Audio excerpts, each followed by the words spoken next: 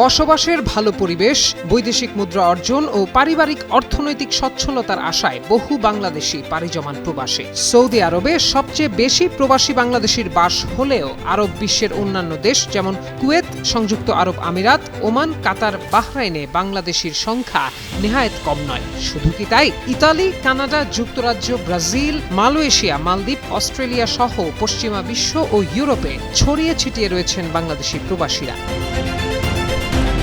তবে পরিবার, বন্ধু, স্বজনদের ছেড়ে প্রবাস জীবন ধারণ করেন যারা একটু উন্নতির আশায়, তাদের সুখের গল্প যেমন আছে তেমনি দুঃখের তালিকাও দীর্ঘ। অন্য দেশে গিয়ে অর্থ উপার্জন করছেন ঠিকই, কিন্তু বিদেশ গমনে পাসপোর্ট, ভিসা, ইমিগ্রেশন সহ প্রবাসের বিভিন্ন নিয়ম নীতির ক্ষেত্রে জটিলতার মুখোমুখি হতে হয় তাদের।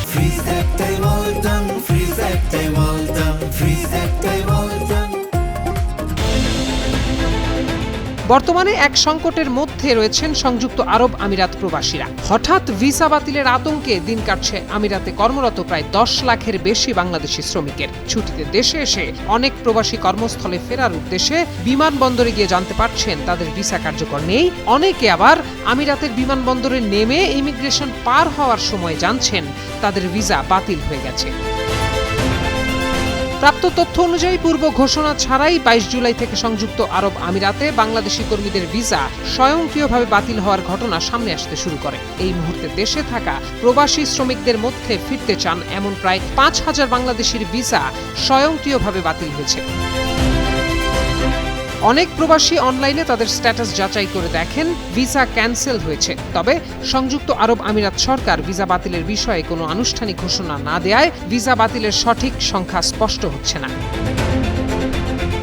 সবচেয়ে উদ্বেগের বিষয় হলো নিয়োগকারী প্রতিষ্ঠানের প্রয়োজনীয় সব কাগজপত্র ঠিক থাকার পরও অনেকের ভিসা বাতিলের ঘটনা ঘটছে। এমন বাস্তবতায় নির্ধারিত সময়ের আগেই তড়িঘড়ি করে কর্মস্থলে ফিরতে চাইছেন অনেক প্রবাসী। ফলে অস্বাভাবিক বাড়ছে একমুখী বিমান টিকিটের দামও। 30 থেকে 35 হাজারের টিকিটের দাম পৌঁছেছে 1 লাখ টাকায়।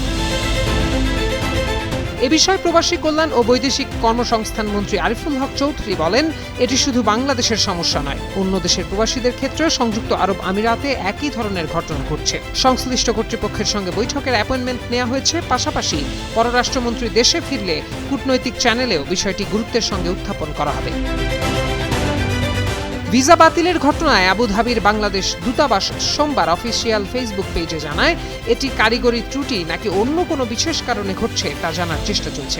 একই সঙ্গে ভিসা স্বয়ংক্রিয়ভাবে বাতিল হওয়া প্রবাসীদের সতর্ক করে বলা হয়েছে, সমস্যা সমাধানের আশ্বাস দিয়ে কোনো ব্যক্তি, দালাল বা প্রতিষ্ঠানের সঙ্গে যেন আর্থিক লেনদেন না করা হয়। যে কোনো জটিলতায় সরকারি ও নির্ধারিত প্রক্রিয়া অনুসরণ করে সরাসরি দূতাবাসের সঙ্গে যোগাযোগ করার আহ্বান জানানো হয়েছে।